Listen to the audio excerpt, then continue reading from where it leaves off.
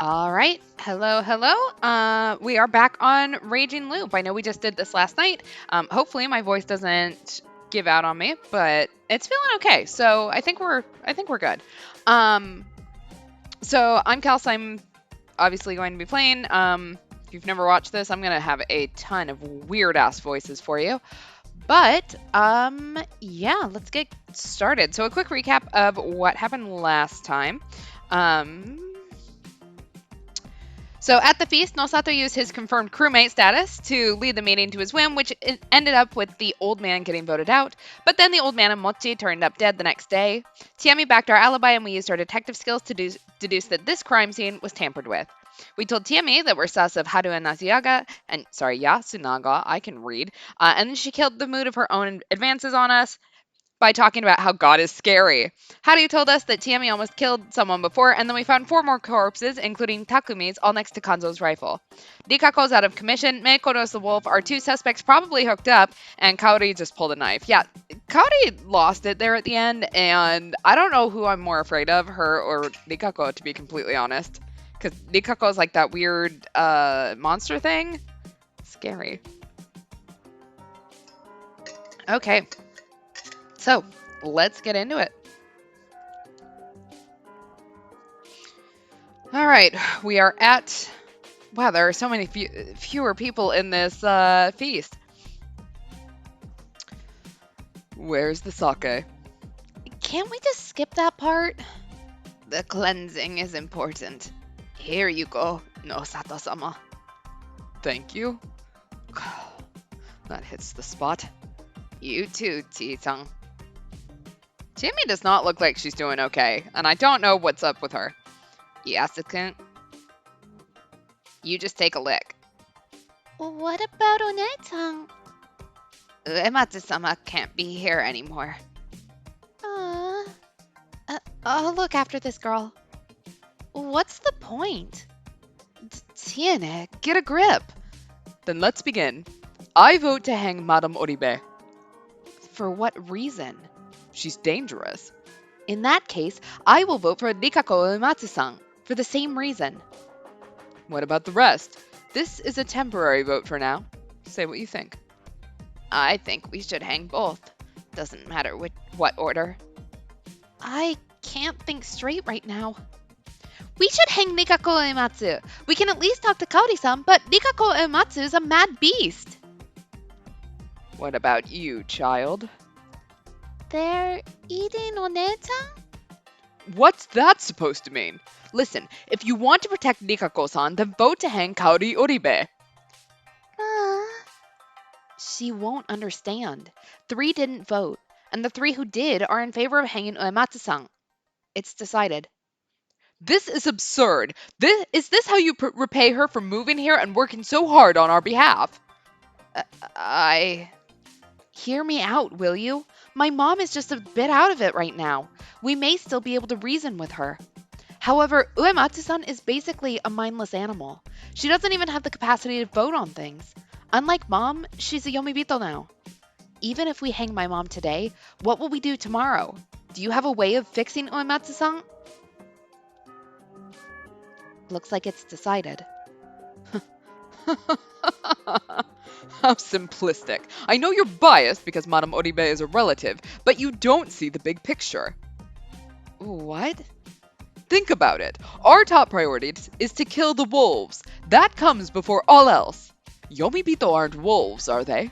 That basically proves that Rikako-san isn't a wolf. Huh? What do you mean? Remember the legend? The wolves are Yomotsu Omikami, beings already corrupted by Yomi. Do you really believe they can become Yomibito as well? Yamewaki-san, what's your opinion? That might be true. Here's a hypothesis. Powerful corruption slaughters you like it does those journalists and your brother. However, weaker levels of corruption cause madness. Mad guardians are wolves, while mad humans are Yomibito. That means the corruption's punishment can only be slaughter for wolves, and either slaughter or Yomibito transformation for humans. That's just a convenient delusion. Indeed, I have no way to prove it, but I can make it seem more plausible. If wolves could go mad due to the corruption, would they even look like Nikako-san does? These are beasts disguised as humans. Would they truly look like that if they'd gone mad? I think the beasts would show their true selves. Their bestial fury. Is that what happened to Nikako-san? No. That might be true. Then maybe we should hang Kaori-san first. Taiba, you're basing your decisions on fairy tales. We've had actual deaths here. This is ridiculous. I'm the one who's ridiculous? To accept the fear of the corruption means to accept the legends. See? I've accepted it. Fearing the corruption while disregarding the legends is what's truly ridiculous, don't you think? Tiene. I'm afraid of God.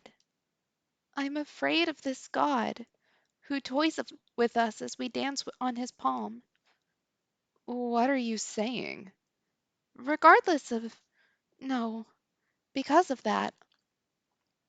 We need to fight back against our fears. For that, we need weapons. Haruaki-san. Huh? Why him? I vote for you, Yasukun. What? What? Tiene? I'm not sure I understand you, Serizawa. Nosato-san, start the proper vote. There's no point in just talking. Huh? But... This was going to happen sooner or later. And if she's truly casting her vote, it's only fair for us to cast ours. But whether I can forgive you or not is another story, Tiene. I know. No objections? Then let's begin the vote. Here's what I think. Nosato-san is half right. We're supposed to search for wolves here. But I'm completely against relying on the legends for evidence. Mochi, the old wolf guy, and Takumi Nitan all died at the hands of people. That's why we should look back over what's happened so far instead of the legends. So how about this? First, who aside from me understood the purpose of the feast? Nosato-san said it himself. Meiko-chan is too young to understand, and Haru-chan... Honestly, I think she'd oppose Nosato-san and side with Yasukun, regardless of the situation. Taiba-chan would look to the legends, obviously. She's the biggest believer here. What about Yasukun, though? I know it's been hard for him, and with his mom about to be hanged, I can understand why he'd panic. But then, why push for Nikako-san's hanging? It's easy for us Yasumizu people to justify hanging the village heads, but you should understand what comes first. Death of the damned Yomibito is the mandate. We should be looking for the immediate threat at hand, the wolves, before worrying about those words. The Yasukun I know would keep a cool head even in a crisis. Tiene, I understand what you're saying. I just can't forgive him. Huh? Whenever you talk, it always makes a mess of things. Takumini, Yoshitsugu, and Mochi are dead because of you. And now you want to take my mother? I'm sick of you. Nita, what's wrong? Calm down. So yeah, I forgot about the purpose of the feast. It was just an act of petty revenge. I used Haru-chan for that. Like you said, that's all there is to me. I'm a pretty boring person. Are you still not satisfied? Yeah. This is totally out of character for you. Yasuka, I'm probably just looking too deeply into it, but when Kaori-san set the food, only you and Haru-chan were absent. If the others had all been poisoned as planned, you'd be the only survivors. Haruaki-san notwithstanding. If you were a wolf, that'd be pretty good for you, right? Are you suggesting I convinced Mom to poison everyone? What did you miss? Basically, we're at the feast. Our first vote was whether to take out Nikako or Kaori. And suddenly, Tiami decided to do a complete 180. We've started the proper vote, and she voted for Yasukun because he's been acting weird because he's trying to gun for Nikako. So basically, she's making her case now as to the fact that Yasukun is a wolf. That'd just be the worst. She probably got the wolfsbane early in the morning. She was too busy otherwise, and it did look like she woke up early. By that point, she was already resolved to kill us. It's easy to imagine that someone had given her the idea the previous night. What? But we can't contact anyone at night. There are 2 wolves. What? For the sake of her only living son, Kaori-san was ready to kill everyone, even if it meant being subject to the corruption. But I'm human. If you only had the wolves and a lone human at the end, votes would no longer matter. Harutan wouldn't be able to do anything. No way. Nita. Yasuku. That's impossible. I mean, if Mom were a wolf, Yoshitsugu wouldn't have died. She would have she could have killed me to spare him though. You think I convinced her to do that? She'd never listen. She loved him way more than me. Tiene, this is cruel. There's no way he'd say anything like that to his mom. I'm not saying the wolves killed Yoshi-kun. He might have just been out at night and killed by the corruption. Also, even if she wasn't a wolf, she'd help her son even if it meant falling victim to the corruption. It sounds like you're saying whatever you can to make Nitan into a bad guy. What's wrong with you, Tiene? You always used to protect us. Was it him? Did Fusaishi-san tell you to say that? Did he make you change? No, he didn't. I'm just following his example and thinking for myself. Things I don't want to be true could actually be true, and I can't look away from them. And so you decided to vote against me and ruin our friendship. I mean, listen to yourself. The Yasuko and I know would never try to guilt me into submission like that. If you ask me, you're the one who's changed. Tammy, you are trying to murder this man. I do not feel bad for you at the moment. So, who will you vote for? I need to take responsibility for what I said. I suspected Yasuko, and I'm sticking to that. One vote for Yasunaga Oribe. We messed up the order, but in terms of seating order, Taiban is first. How will you vote? I will vote for Kaori-san. I don't think Uematsu-sama is a wolf. What about you, Nosato-san? So now you're being respectful. My answer doesn't change. In fact, Serizawa's words make me all the more certain. Yasunaga Oribe, in all honesty, your current attitude makes it hard to believe you are a wolf, but it's likely your mother is.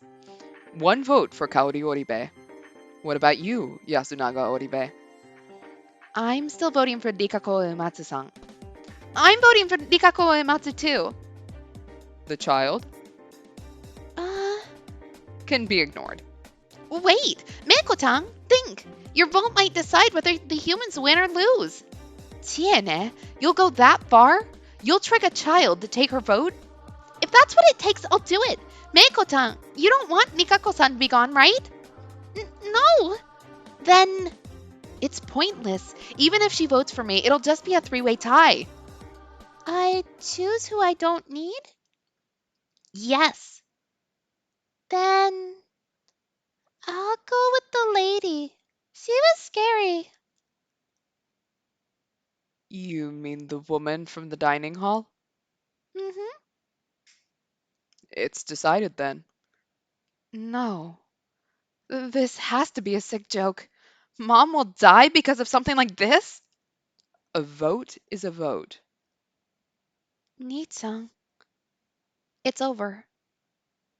Seriously, Yasunaga is getting the shortest end of this stick.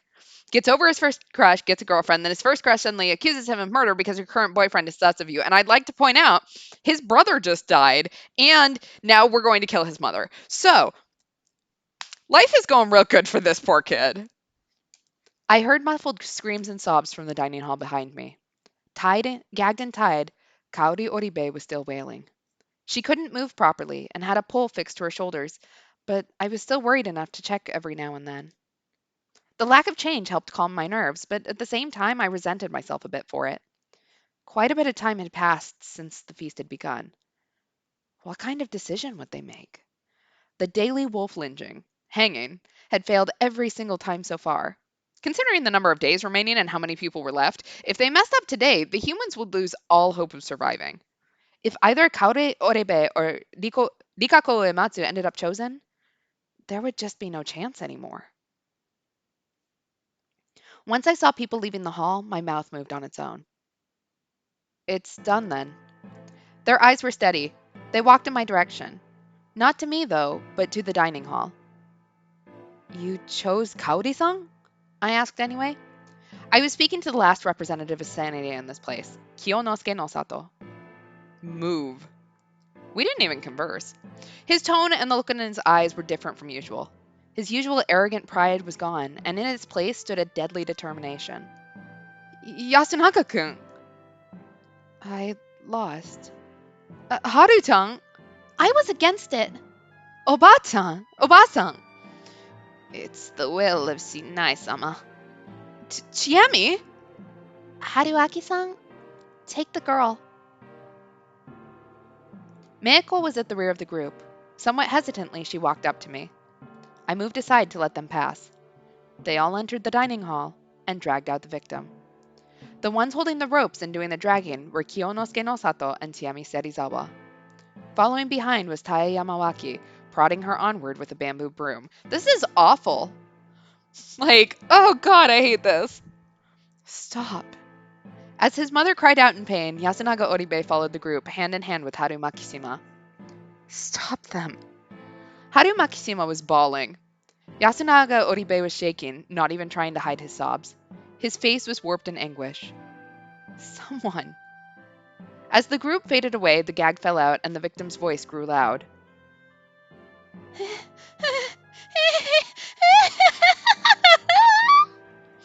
Not a scrap of reason remained, only raw terror.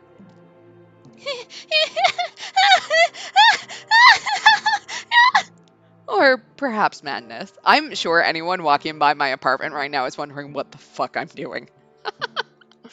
Oh, please. Someone. Beg for her life. However, I didn't hear any pleas to the very end, and I painfully realized I wasn't participating in the feast. I wasn't part of this life selection game bound by otherworldly rules. Ma. Don't look. I turned Meiko away, hugged her, and covered her ears. Because of that, I couldn't cover my own. Parent-like dedication. What a weird idea. Anyway, as the group disappeared into the mist, I somehow felt as though the screams, or laughs, grew even clearer. I was subjected to this illusion until the very end. During the final moments, the mother called out her son's name. This poor kid is going to have so much trauma. It was the name of the elder son, and he responded by calling for his mother. But at the very last moment, it felt like the victim shouted out a different name. There was a strange sound, followed by silence. Meiko. Meiko's body was surprisingly warm. In response, she just nodded. Let's escape from this place tomorrow. She nodded again. Give up on Nikako Uematsu. Meiko started crying. I let her go, took her by the hand, and led her to the dorm. There, I took all the remaining food I had. Then I escorted her back to her place. Lock up. I'll come pick you up tomorrow morning. Still crying, she nodded. Eat this. All of it, okay? I gave her some food and closed the door. Once I turned around, I saw them. Today's feast is over. There wasn't a hint of emotion in his voice. I see. As one who didn't participate in the feast, I was in no position to criticize or support them. They just turned around and returned to their places, leaving no indicator whether they'd actually heard me. Exactly. Don't worry, kid, this trauma's gonna go away when I go back in time. 3 of them were headed in the same direction. I didn't feel like joining them, instead casting a glare at their backs as they walked. My powerlessness was killing me. Under the assumption I would die tomorrow, I decided to go through the mists down to Saranaga, a strict taboo here. What kind of death would get me? Would I be injured? Wander to some other world? Something else entirely? Or perhaps I'd be eaten by a monster. I still had that incomprehensible memory, but it was enough to make me suspect that was the most likely scenario. Normally, people didn't remember dying. The unknown was scary, but journeying into the unknown meant conquering that fear, so you could say there were some perks to remembering that death.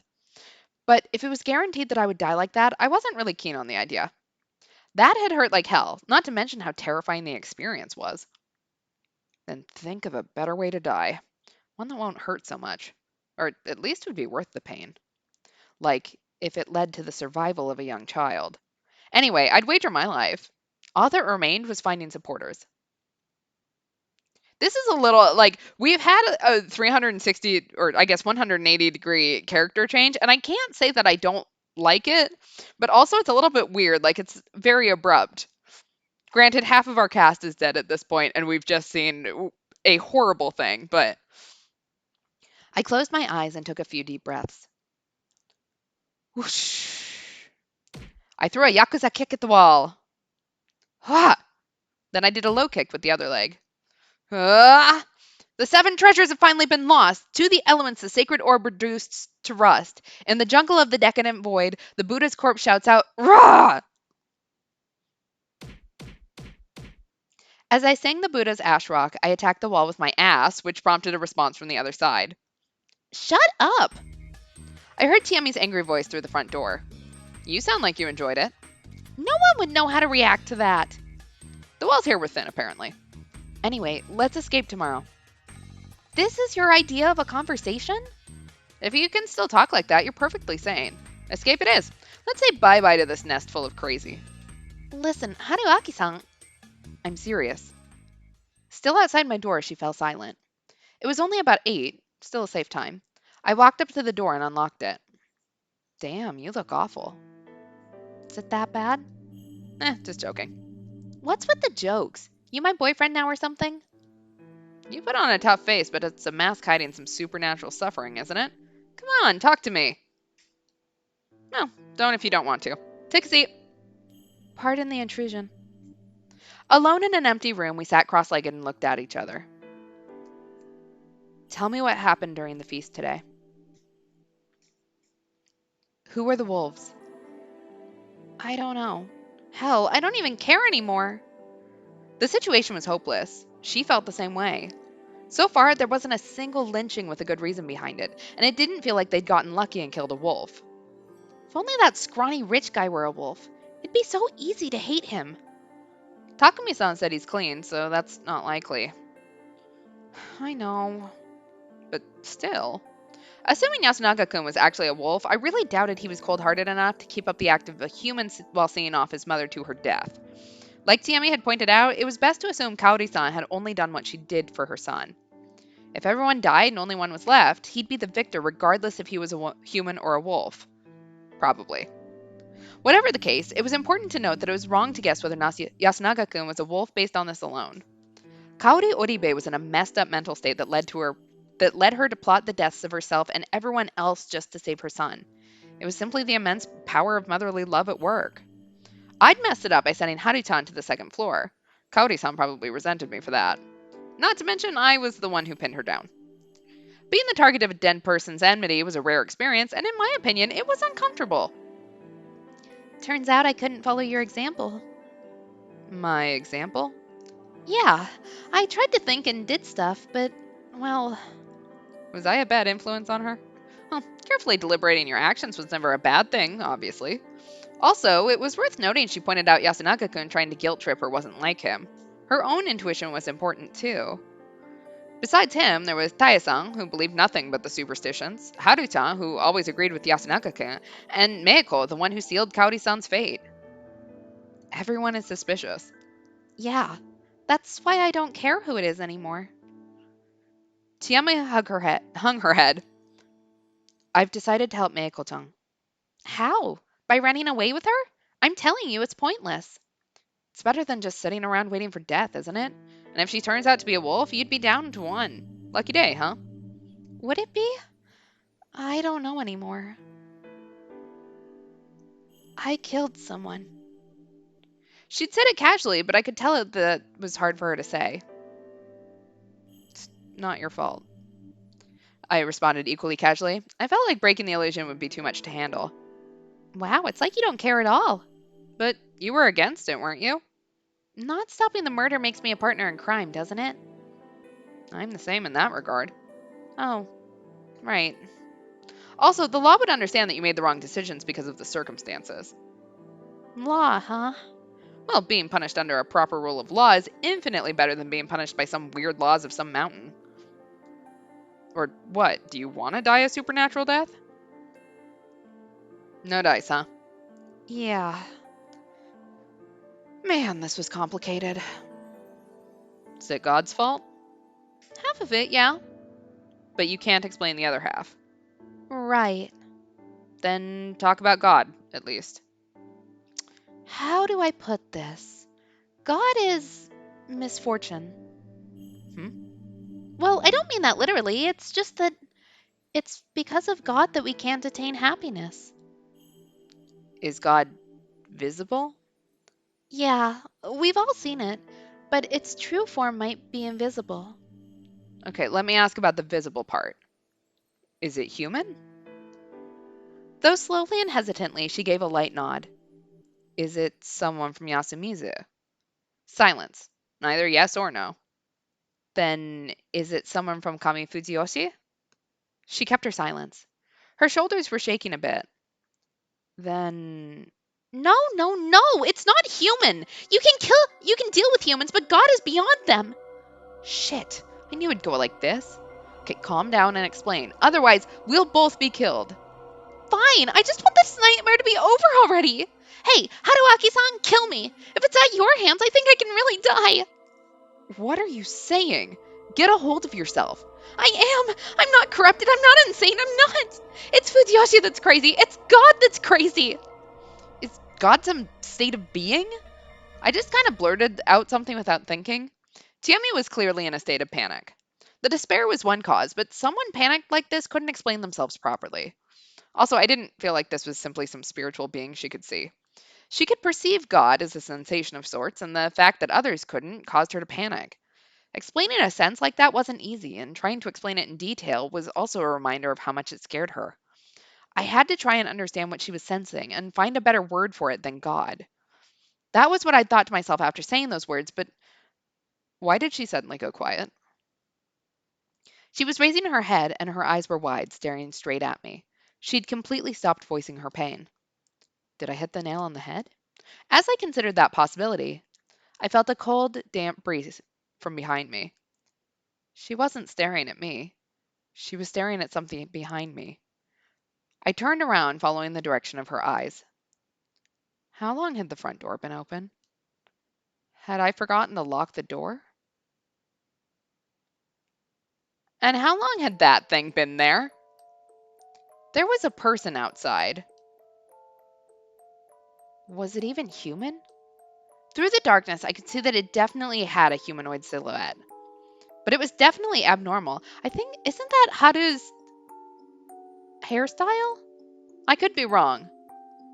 It was definitely abnormal. Its body was covered in bandages. No, sutras? It was a smallish boy, or girl, covered in marked cloth. Again, was it even human? I asked the same question again, unable to even voice the words. I couldn't move a finger, or rather, I didn't because I had no idea what would have happened if I did. As the tension began to overwhelm me, I saw its lips move. The wolves cometh to the smell of Yomi. Cleanse, shelter, and dream. Daughter of Fushioshi. A howl. I heard something fall. Turning back around, I realized it was Chiemi. Chiemi? Still confused, I rushed over and caught her. It was a momentary loss of consciousness. She hadn't fainted. She just seemed to be drifting at the border of reality. Hey, wake up! Why am I here? What was that thing? What the... Weird. I'm so sleepy. Sorry. I'm going back. Chiemi stood up. Her eyes were utterly devoid of life. She headed to the door. It was closed. There was no one there. I set that matter aside for now. Chiemi was way more important. Yeah, I know, first werewolves, now mummies. I don't know how many supernatural things we have here, but like, there's a lot. I had to stop her. That was why I'll take you out of here. Wrapped my arms around her.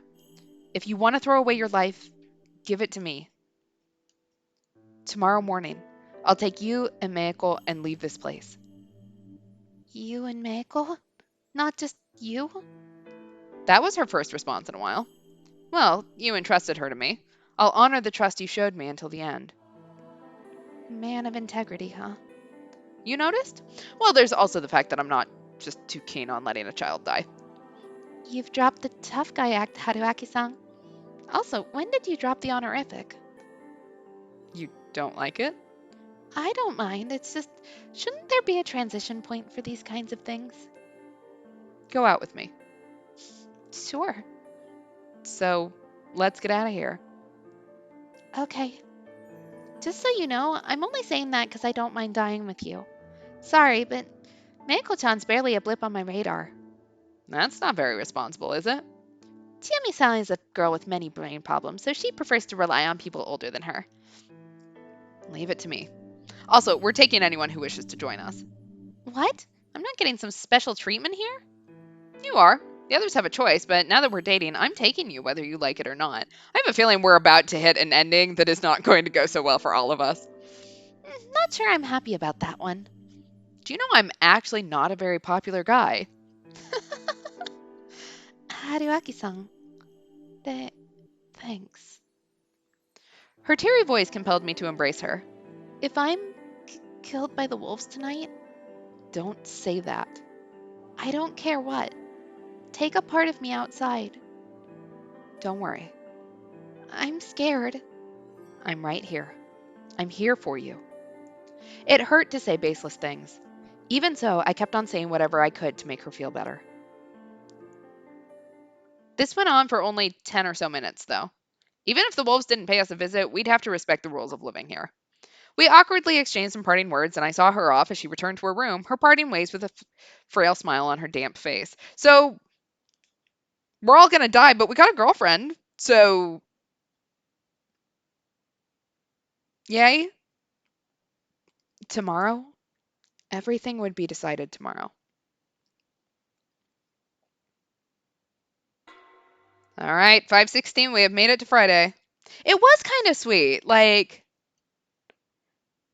yeah, exactly. Like, up until now, the cutest thing about their romance was the fact that their attraction was somehow mutual. But, like, this was actually kind of sweet.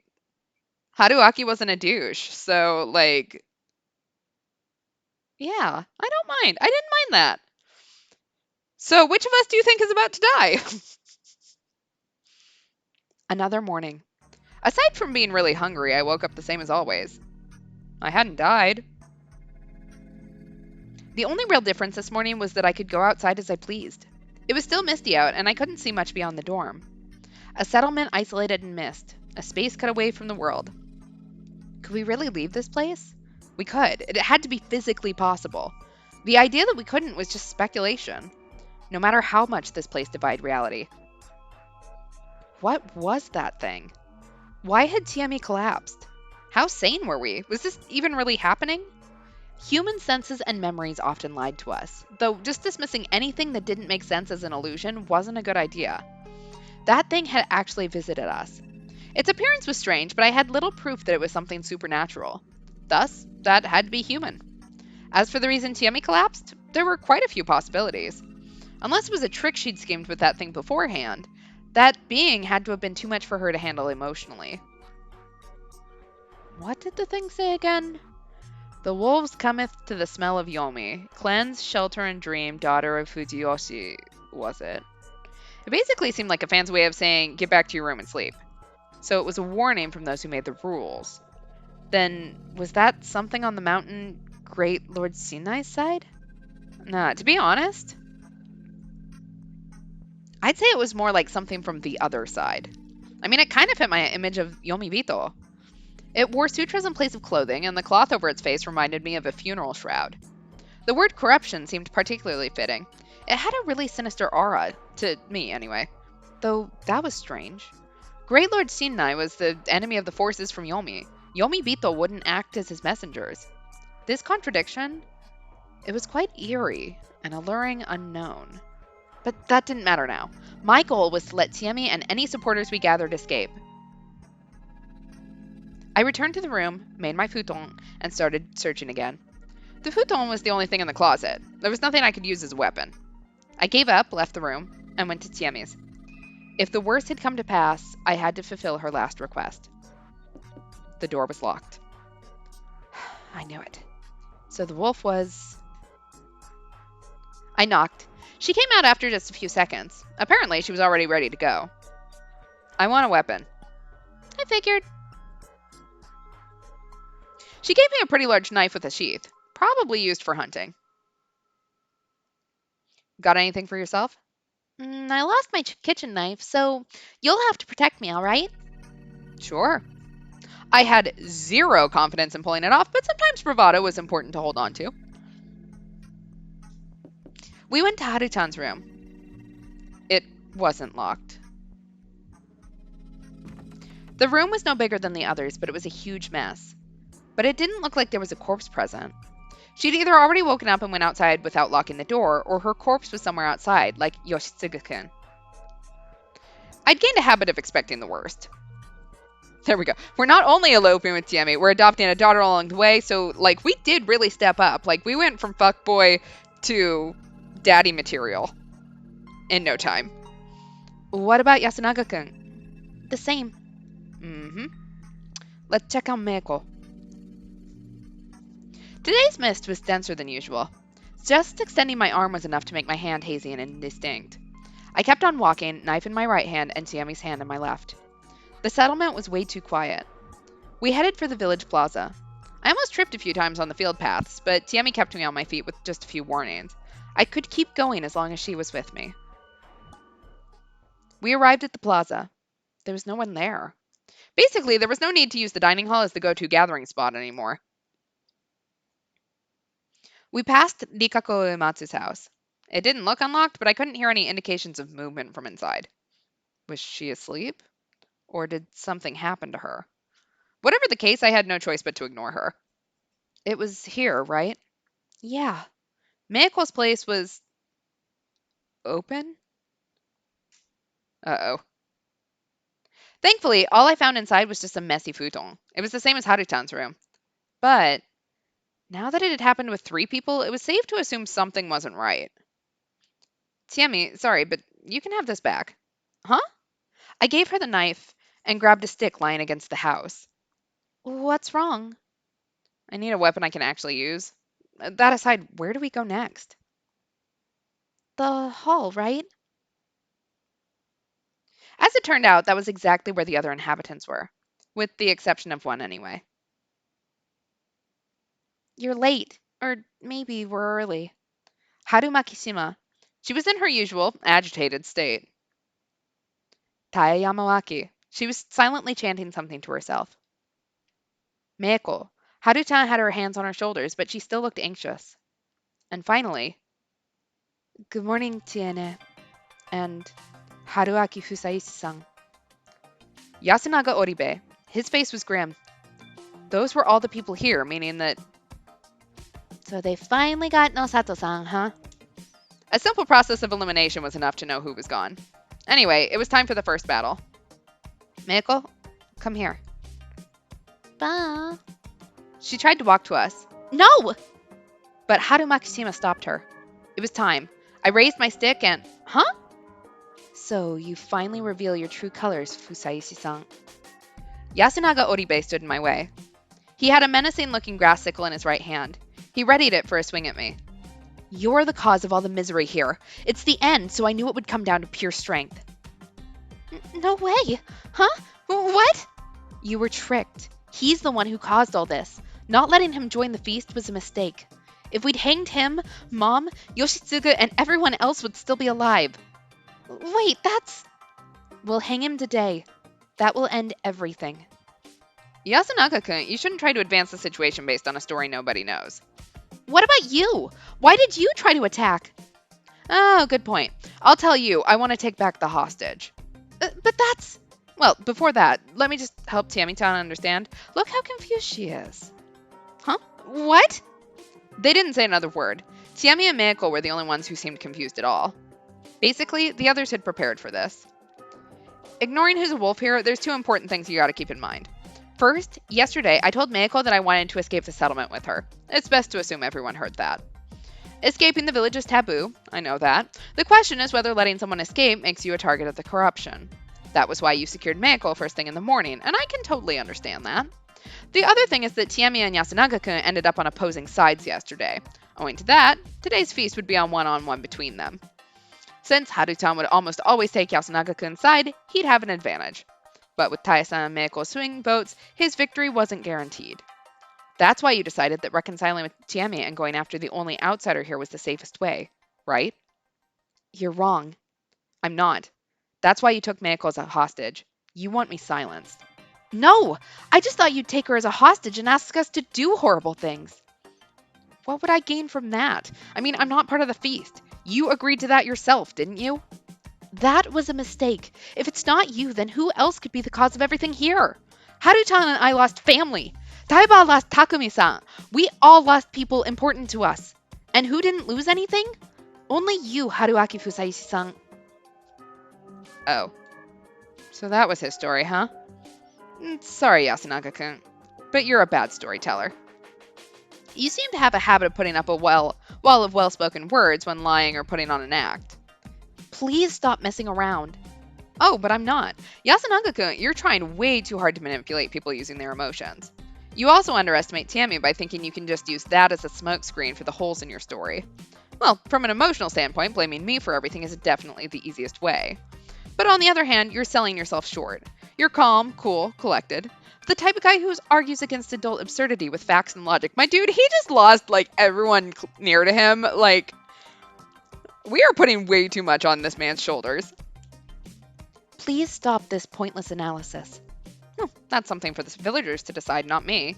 They're the ones who have watched you for years. Of course, I understand you went through something difficult enough to change you. Then let me ask you this.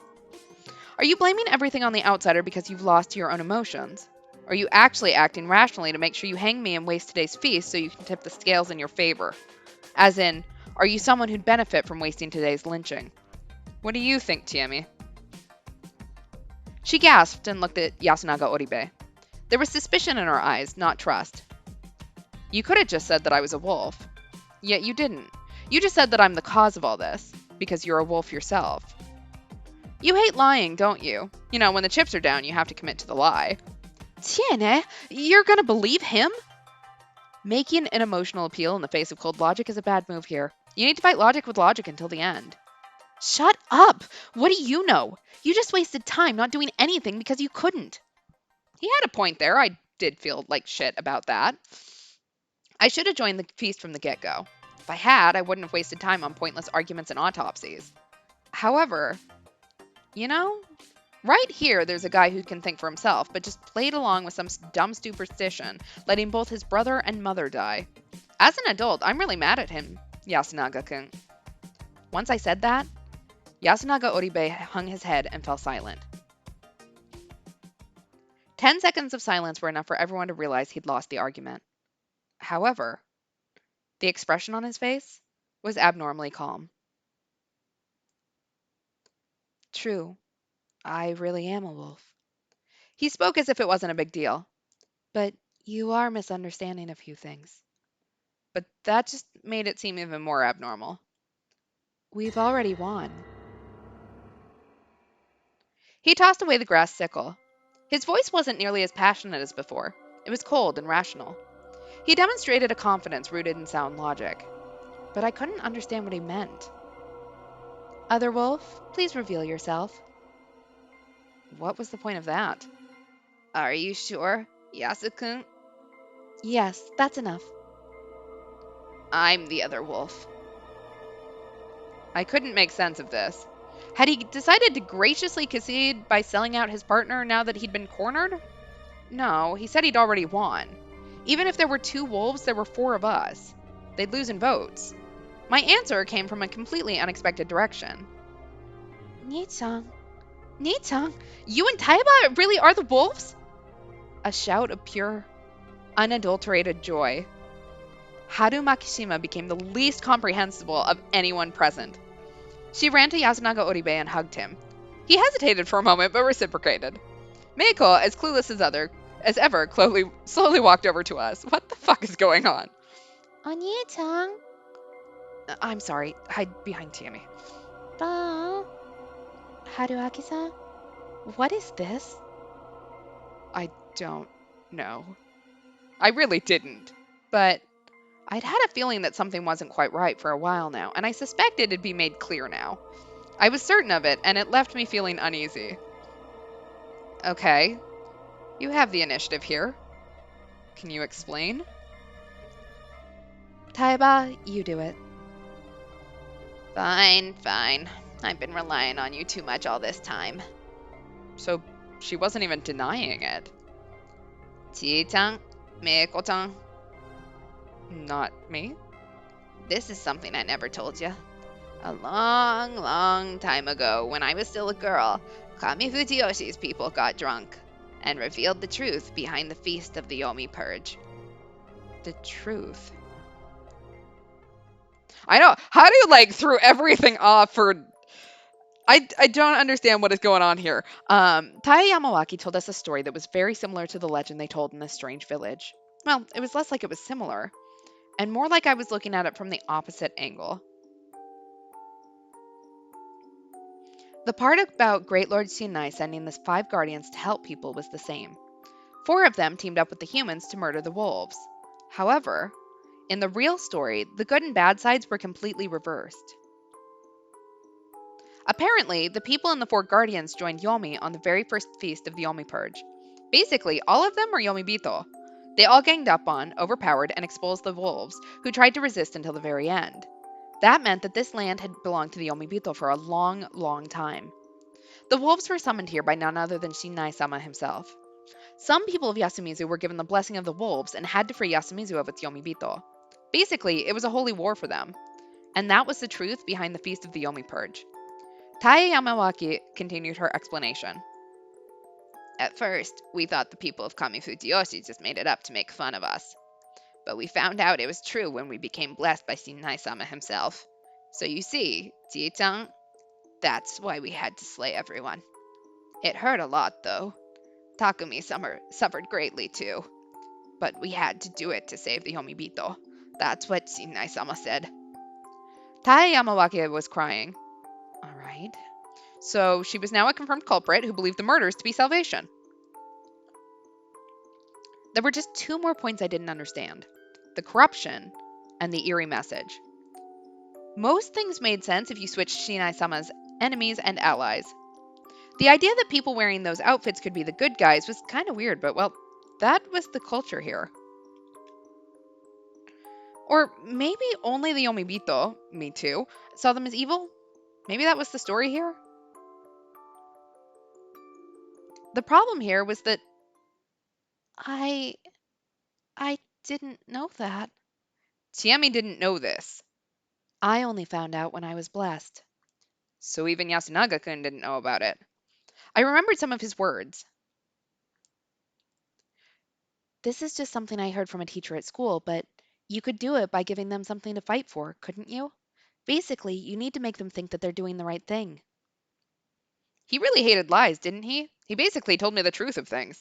This feast actually had a system that made zealous murderers of people. Whatever, enough about Yasunaga Oribe. Then why did Haru-chan know? She was glad when she realized Yasunaga Oribe was a wolf. Basically, she already knew the real story, that the wolves were the good guys. Why? Who told her? The old Kami-sama told me. They showed up in my dreams the day Oji-chan died and told me about it. Nonsense. Insanity. Did she seriously decide to throw her life away over a dream? But on the day Oji-chan died. He died the night before Haru-chan tried to run away from the settlement. She believed the dream. She started to despair over being surrounded by Yomibito and planned to escape. That made sense. But I did think that Taiba would know the real story. There was no way she couldn't. But she didn't say it, so I thought that maybe she was a wolf. And I began to think the same thing about Nitan when we talked. It all clicked. She believed. She believed the sudden revelation, despite a lack of proof, and that the man she liked was in the minority that had justice on their side. And right now, she said she would betray the humans and join the wolves. She believed Yasunaga Oribe was right with all her heart. And so, the wolf, Yasunaga Oribe, had 3 votes for the feast. I can't be killed even if Chiene and Meiko both vote for me.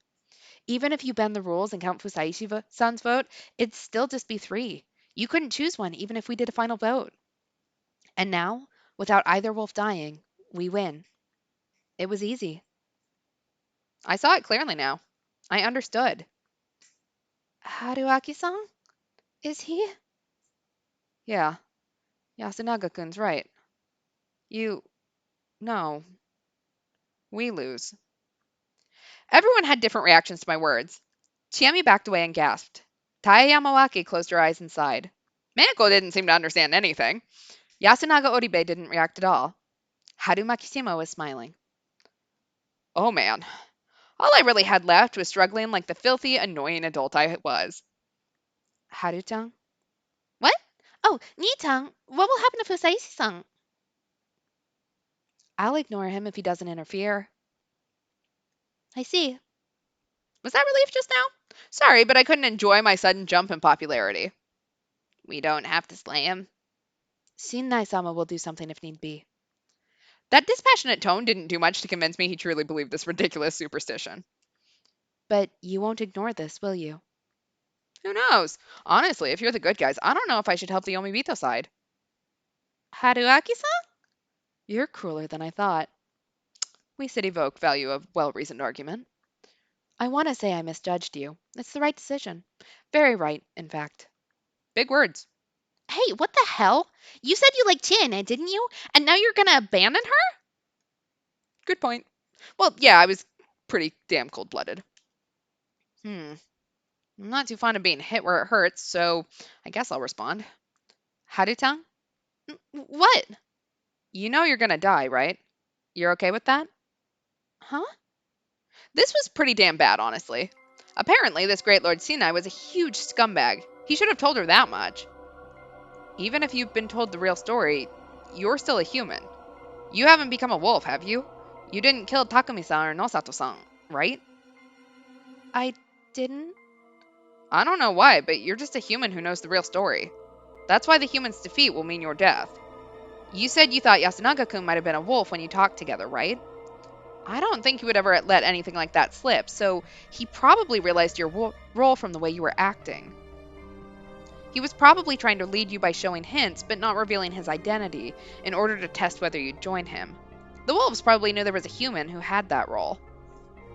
What of it? He actually said that? This was the point where he was supposed to start lying! By not denying that, you basically admitted that you were an absolute scumbag who used Haru-chan knowing you'd have to kill her. He was that bad at lying? How did he survive so long? Wait, something was very wrong. I'd seriously misunderstood something here. And soon enough, my hunch was proven right. Seriously? What of it? Haru-chan? Haru Makishima's voice was brimming with joy. A carefree smile, laced with seductive intoxication. Yomibito need to be hung. We're corrupt, filthy, and disgusting. We can only be saved by the wolves' whirls and claws. Everyone knows that. That's why you finished off Kaori-san, right? You wanted to make your mother happy. Yeah, exactly. Nie-chan, make me happy too. Haru Makishima coquettishly leaned on him. Yasunaga Oribe brought her closer without even a flicker of emotion crossing his face. Tai Yamawaki watched them with a broad smile. What? What the hell? What were these people? So, Chiene, what will you do? If you listen to me, I'll save you. I underestimated it. I underestimated the madness of Yasumizu. And I realized too late that the Feast of the Yomi Purge wasn't just a system where zealous murderers killed each other. There was something here that completely shattered the people on a fundamental level. It was like a gear of madness. Those who knew the real story found salvation in death. That insane tale instantly convinced people that it was right to agree and to find peace in that. And I was actually surrounded by those very people. Understanding that made me remember that she was from here too. Chiami was trying to take a step forward. I should have realized this earlier. She, who was afraid of God, was just like them, who accepted their salvation. Both brands of madness probably had roots in the exact same thing, so she was just as susceptible to madness as they were. However, it wasn't too late for her. Yasunaga Oribe's expression stayed the same. But right before I looked away from him, I saw a slight change. It was bitterness, irritation, something out of place on a Victor's face. That made me realize that his plan for this scene wasn't lost to madness, that I had no choice but to take advantage of the opportunity. I grabbed Tammy's hand. I pulled with so much force that she fell on her backside, but I didn't care. I dashed past her and swung my weapon at Yasunaga Oribe. I hit Haru Makushima once, Tai Yamawaki twice, and Yasunaga Oribe 5 or 6 times. Then I ran to Tammy and Meiko, who were completely dumbfounded and fled the hall. There was no time to waste. I had to hurry up and escape. If I didn't, I'd waste the one chance he'd given me. Like, holy shit, man. Haruaki-san, what are you doing? What's going on? Hey, Tammy. What? Yasunaga-kun really has a good head on his shoulders, doesn't he? What are you talking about? My hand hurts. I'll fall. I was probably irritated, and not just because of hunger. It was because of the epiphany I'd had. And because it had taken me so long to reach it, Yasunaga Oribe had a different motive. You have a crush on Chiyomi Serizawa, so you didn't want to hurt her if no one else. So you used what little reason you still had to conclude that the only way to save her was through escape. But letting someone else escape would be subjecting everyone else to the corruption. So you had to have me beat everyone up and take her by force to avoid that. Shit! If he didn't intend to let me run away, he wouldn't have thrown away the sickle. He was basically signaling for me to understand and finally attack him. In the end, he was far more clever than me. I never stopped dancing to his tune. Exactly because of that, I had to help these two escape no matter what. After all, I'm an adult. By the way, using an adult without relying on one yourself was a very adult thing to do, Yasunaga Oribe. Good luck with the rest. We crossed the field paths, went past the stone graves, and over the boundary. Descending the cliff took a lot of patience. It didn't seem like they were chasing us, so we could go down carefully. Chiami's expression was dead. She'd been hit hard by a sudden revelation. The game board had been flipped on her, she'd lost, and now she had had to suddenly say goodbye to her old friends. It was hard to just laugh that off. Should I have told her about Yasunaga-kun's intentions? I did consider it, but I couldn't bring myself to. He chose to save her by sacrificing their relationship. If she knew, she'd probably want to go back to the settlement. Or maybe I just didn't want to say it because of my pride as a man. That was fine by me, too. Being able to shrug off such unfairness was one of the blessings of adulthood. So I consoled Tiemi, shouted to Meiko to be more careful, and generally talked as much as I could. The mist grew even denser. Hey, Tiemi. I think we're already outside the village. Maybe. We did it! And look, nothing happened! We did it? I mean, it is kind of a very roundabout way of giving us his blessing to be with Tiemi. Kind of. Feel really bad for Haru, but that's okay. Yep, now let's cross the river and return to town. Where's the river? I couldn't see anything. I hadn't just lost my bearings. It was worse than that. I couldn't even see Tiemi and Meiko's faces, and I was actually holding their hands. We were already at the bottom of the cliff, walking on the stones below. We heard water, so it was clear we were close to the river. But I didn't know if we could keep going right now. Let's rest. We can't. Tiemi. I thought she was going to freak out again, but... No, that's not it. She stopped me. Don't you hear it? Ignore the water. Confused, I strained my ears. What am I supposed to hear? Woof, woof. They're coming after us. They were acting strange. I strained my ears again. Was it above us? I could hear the faint sound of rustling leaves from atop the cliff. We gotta run! I'm tired! Haruaki-san, take Meiko-chan! The intensity in Tiemi's voice made me take the situation seriously. What if the sound was just the wind, though? Was she jumping at shadows? But I would have been lying if I said I wasn't worried. After all, a question remained unanswered. And according to the legend, this was their HQ. Wait, they were the good guys, right? Still, this wasn't a normal place. I had to get out of here ASAP.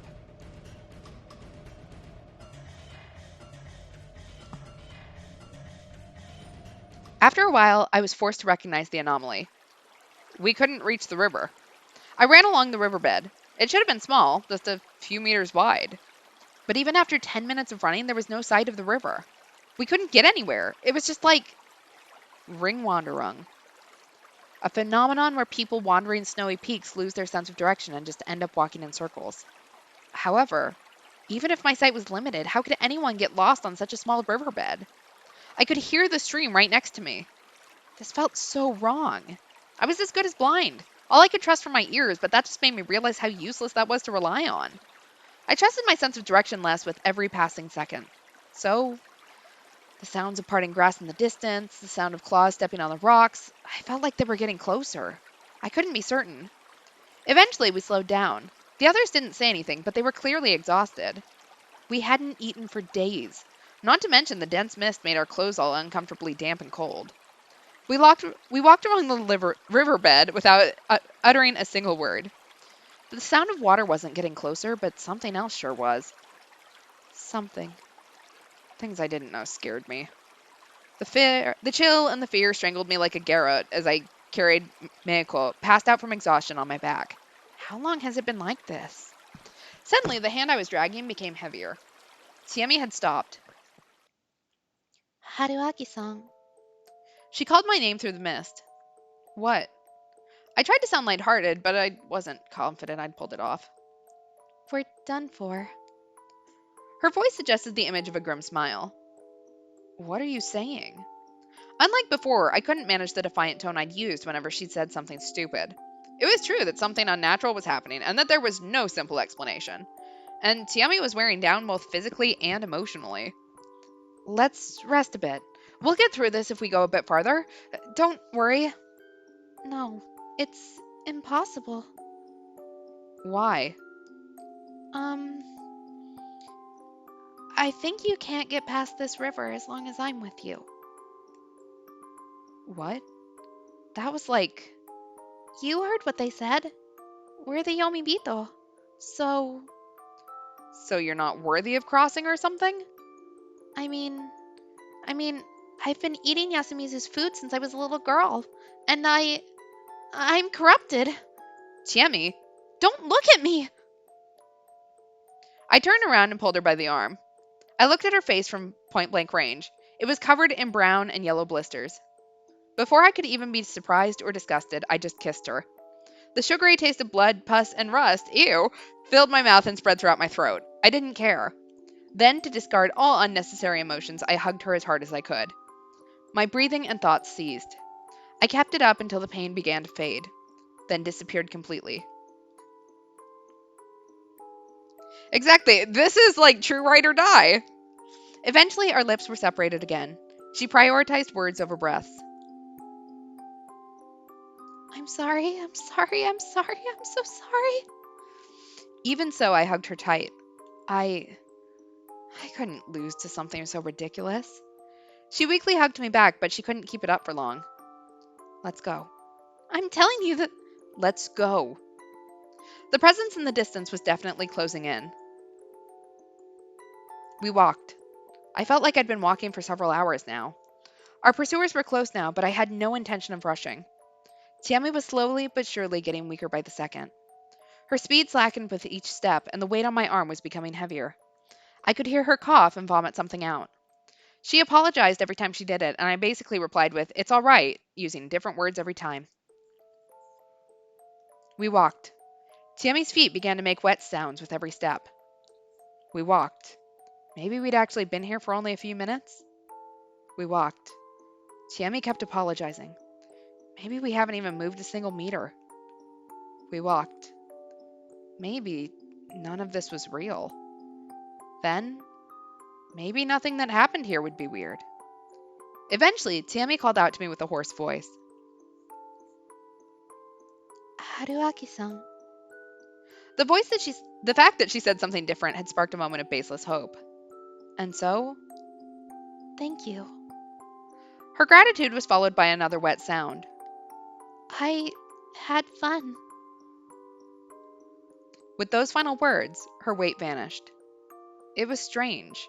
After all, I was still holding her hand. Or rather, only her hand.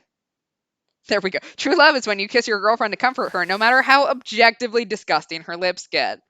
Literally, we need so many shots when we get back to civilization. With a splash, her bodily fluids spread around, while her limbs and entrails just collapsed. Chiemi was gone, leaving behind only her rotting hand.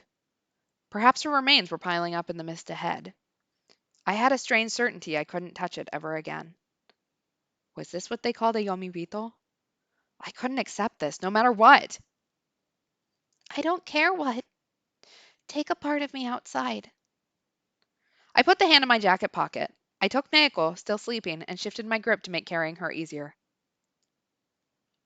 I continued walking for too long. Meiko woke up. She was shocked that Tammy was gone and cried for a bit, but then said she wanted to walk by herself, so I put her down on the ground. The very next moment, she was dragged into the mist. It was clearly a malicious force that did that. To me, it looked like a furry arm. A scream resounded. It was an inhuman, animalistic scream. After hesitating for a moment, I turned to run and caught a glimpse of something beastly within the mist Meiko had disappeared into. I ran. And ran. Suddenly, I felt myself step into something wet. I had arrived at the river. It was meaningless. I'd lost everything. In the end, only I survived. I don't care what. Take a part of me outside. Was there any meaning in fulfilling that promise? No. The meaning was for me to find. That was why I had to survive and find a forest. Yeah, I still had that hope back then. They finally broke through the mist and showed themselves. Oh, of course. This really was hell, wasn't it? This wasn't the human realm or nirvana. It was a river of hell, so of course both sides of it were going to be hell. There was no splash when we threw Takumi-san's body in, was there? The moment we went into the mist and down the cliff, our bodies vanished from the world and reached a place from which there was no return. And I finally had no choice but to accept it. As someone who had taken in the flesh and blood of a Yomibito, Chiemi, I couldn't escape either. That was why I screamed stupidly, only managing to run a few steps before their sinister claws tore me apart.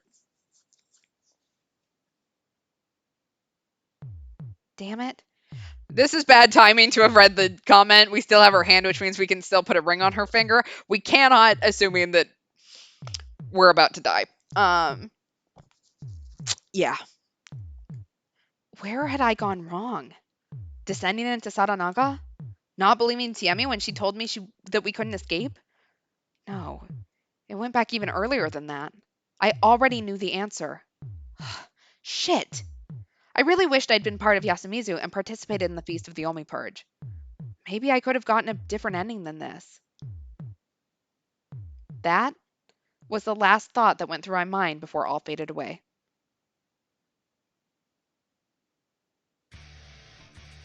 And we have hit our first ending. Well, that was nice and fucked up. Look at all these fantastic voice actors that I decided to talk over. Yay! Okay, let's see if we can... Oh, hey! There we go. We'll just keep fast forwarding through this. Thank you, all these people who made it. Prepare yourself for the next feast. Okay. So, we've hit one ending. Now, Raging Loop, Whirls and Claws.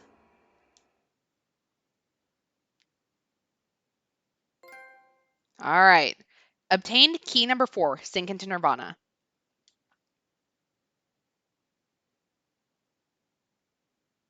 Ending number 1. Watch Hank Corner? Sure.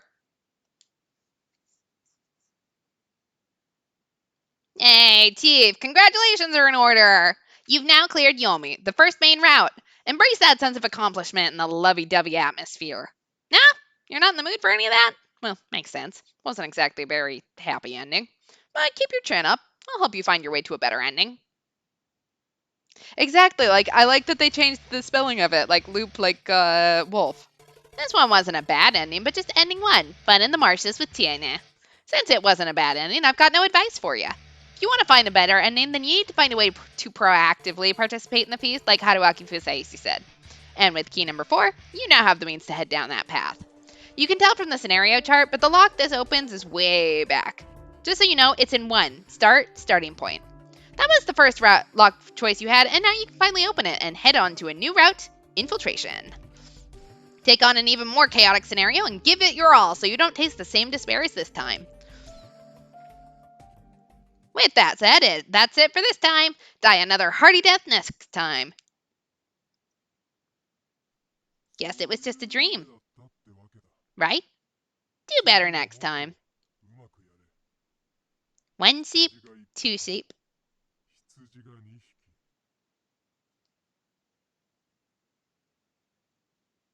All right, so let's go to our chart and let's go back to 1. And we had a lock in 4 that we can now unlock. Okay. Da-da-da-da. Suddenly, a rush of memories flooded into my mind. Let's remember the incident. Right, how did I forget? I'd already experienced this looping phenomenon or whatever. Hold on, looping? What the hell? There was no way something like that could... But if that wasn't it, what else could explain this? How else could I, someone who died once, be alive right now? I had clear memories of getting caught up in some strange incident at Yasumizu, and, shit, I couldn't remember how it ended. It was like this last time, too. My memories were all fragmented. But I did remember that I went to Yasumizu, met the people there, and died. Had I come back here when, or because I died? That was a ridiculous idea, but the pain and fear I felt back then was just so vivid and fresh in my mind that I couldn't simply dismiss it as just a dream or illusion. There was no point in lying to myself. I was here having experienced something that made me sure I died. It was an incomplete memory from the future. I had no idea why I had it, but I definitely did. I had to come to terms with it first and foremost. The gas tank wasn't empty, but my phone couldn't find a signal and was running out of battery, and my throat was a bit dry, exactly like last time. That meant I was about to arrive at... Knew it. I really didn't want to meet that employee again, but from what I'd experienced, she was the only one I'd met before going to Fujiyoshi, so avoiding her probably wasn't a great idea.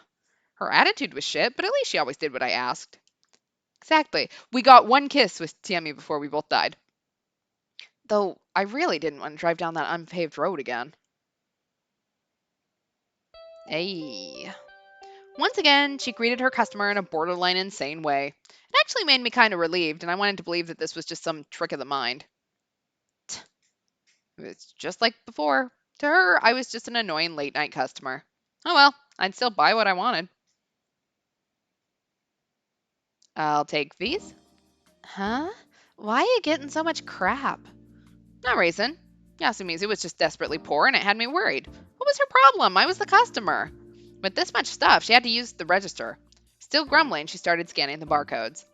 Once she was done, I paid and asked, I want to get to the nearest settlement. Do you have a map I could look at? Huh? No, we don't. Please, I need it. Just wait. She went through the staff door. Found it. I knew it. This here's this store. Go to the north of the crossroads. Mm-hmm. You'll find an overpass soon enough. Cross it. When you come to a fork next to a giant boulder, turn right and head straight. But that's just a forest, isn't it? I knew that it was. There wasn't even a paved road there. Why'd she recommend the road anyway? If I'd crashed and died, it'd be homicide by negligence. There's a settlement. It's just not on the map. That wasn't a lie. It wasn't weird for Yasumizu to not be on the map. It was clearly a nearly abandoned settlement in the middle of nowhere. Why did she know about it? Did she live in Kamifujiyoshi or something? That sounds like it'd be bad for my bike. What about this place, Fujiyoshi? It's a 2-hour drive through a shitty mountain path. Can I write that down? Sure. Where's the other closest town? Past 2 mountains. Man, I couldn't make any sense of the local distance measurements. I don't recommend going wild around these parts at night. Oh, actual consideration. Though it was hard to be grateful. She was the one who pointed me in the direction of that shitty road in the first place. Turning back takes courage, too. Turning back, huh? I'll think about it. Thank you. Thanks for coming, or whatever. Oh, by the way, got any interest in local drinks? I didn't see any in the drink aisle. Well, then, We don't have any. I just thought you might have something in the back.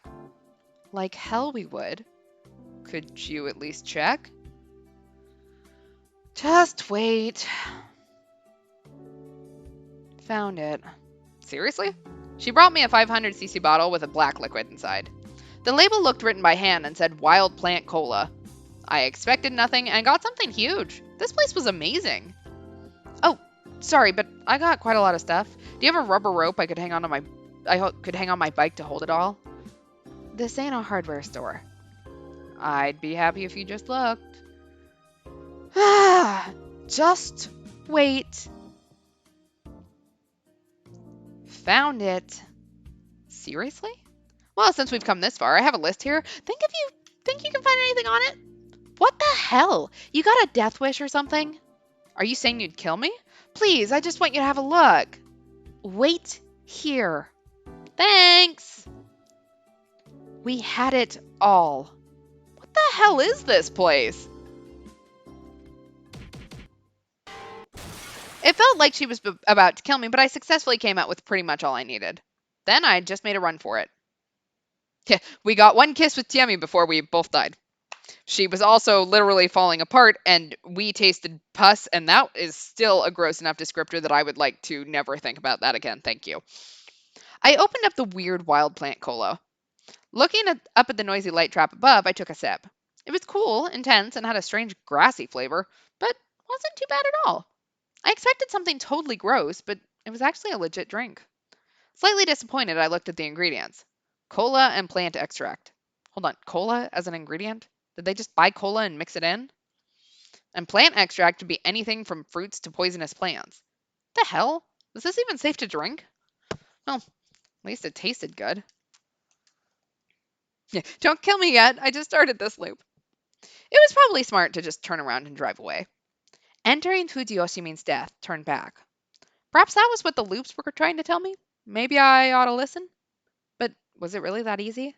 I had no real grounds for this, but if the cause of this strange phenomenon was somewhere in the village, perhaps I couldn't break out of the loop until I solved the mystery behind it. What would happen if I left then? Would I go on and live out the rest of my days only to die and come back here? Would I return to youth after years of being old? That part didn't sound half bad, actually, but was it really something I could just accept so easily? This was just speculation. But what if I actually hadn't moved an inch from that mountain pass? Was everything from then, now, and until death just an antemortem fever dream and dying again would just bring me back there? If that was how it was, everything I'd do with my life from this point onward would be meaningless. Maybe I really should move on only after taking care of whatever was binding me. Also, how could I just leave something so strange, unnatural, and incomprehensible and just return to the city?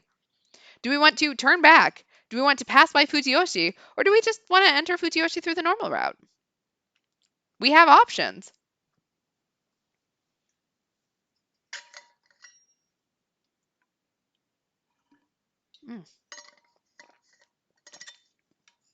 Taking a moment to rest my voice for a second.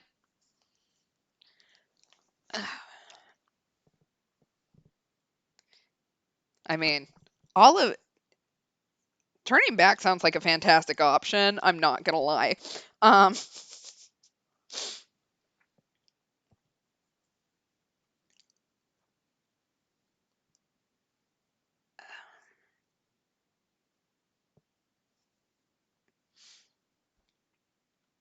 but if we pass by Fujiyoshi, then we get maybe to Kami Fujiyoshi? I don't remember what the map is. Whichever option reunites us with Best Girl. Believe it or not, I'm not a psychic and cannot tell you which one that is going to be. I mean, if we enter Fujiyoshi through the normal route, we'll at least have our bike through it. because I'm assuming that the normal route is not, like crashing on our bike and going through the forest. Let's see what the chart. I can't see anything. Looks like all of them have a route. So, all right. Turning back probably is not going to reunite us with her or passing by. So I guess we'll enter Fujiyoshi through the normal route.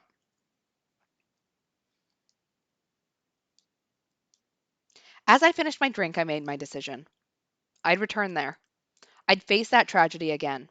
Of course, I was curious about this looping phenomenon, but I did recall what I'd thought during my final moments. It was something like if only I'd handled this better. And for better or for worse, this weird looping phenomenon had given me a chance to do just that. If I went all about it a bit better, perhaps I could get a better ending. Hisako Mamiya, Yudai Hashimoto, Kanzo Makishima, Yoshitsugu Oribe, Takumi Muro. The Old Man Who Cried Wolf, Chikamo Chikamoshira, Rikako Uematsu, Kaori Oribe, Kyonosuke no Sato, Meiko. Hell, even Yasunaga Oribe, Taya Yamawaki, and Haru Makishima were just victims of some strange superstition. But I, Haruaki Fusaishi, could not delude myself. I was no hero. I had no powers, no convictions. I was just a dilettante. My only motivation here was a sense of perfectionism. I was annoyed at how many mistakes I'd made the first time around. Plus, there was a certain attraction I felt towards the unknown. It was an urge foundational to my being, and I'd be risking my life on its behalf. I wasn't about to pretend I was acting for the sake of others here. Although, Chiemi Serizawa. Though she hated her childhood home, it remained part of who she was, and I wanted to keep that from being tarnished with blood. That motive was perverse, forceful, selfish, lustful, and filthy, and I couldn't let myself forget any of that. I remembered the names of those I'd meet and what I'd had to do. I turned the key, opened the throttle, pushed the signal to the left, and connected the clutch. Away I went, starting with a right turn. You'll find an overpass soon enough. Cross it. When you come to a fork next to a giant boulder, turn right and head straight. I quickly came across it. I could clearly remember this overpass. The large boulder wasn't new to me either, but I wouldn't take that route this time. I just kept on driving, not lowering my speed for a moment. Full speed ahead.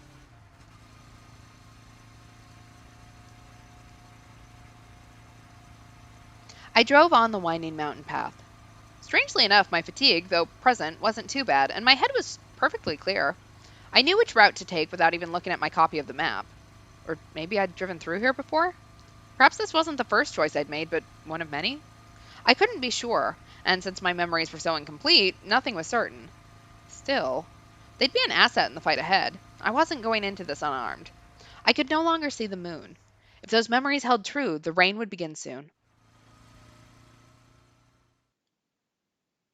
End of the line. You know what I mean, right? You set the upload streaming limit alert. Oh, that's right. To on, didn't you? This is it, meaning you can only upload videos reaching up to this chapter. Well, you can actually go up to the choice that pops up after this, so prepare your goodbyes and stuff. I drove in darkness, but I could still make out a sign above me. The road wasn't wide, but I decelerated and somehow managed a U-turn. There were no other cars, so no one would complain. I returned and looked at the sign.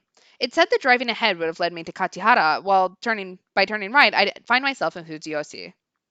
Finally. It was already past midnight, but actually earlier than I'd thought. A 30-minute drive from this point would lead me to Fujiyoshi, or rather, Kami Fujiyoshi, the place that wasn't too popular among Yasumizu's people. All right, so we will enter the village because obviously we don't have these keys. I'm going to stop this video so that I will be able to upload this part to YouTube, and then we'll just keep going. So I will be back in just a moment.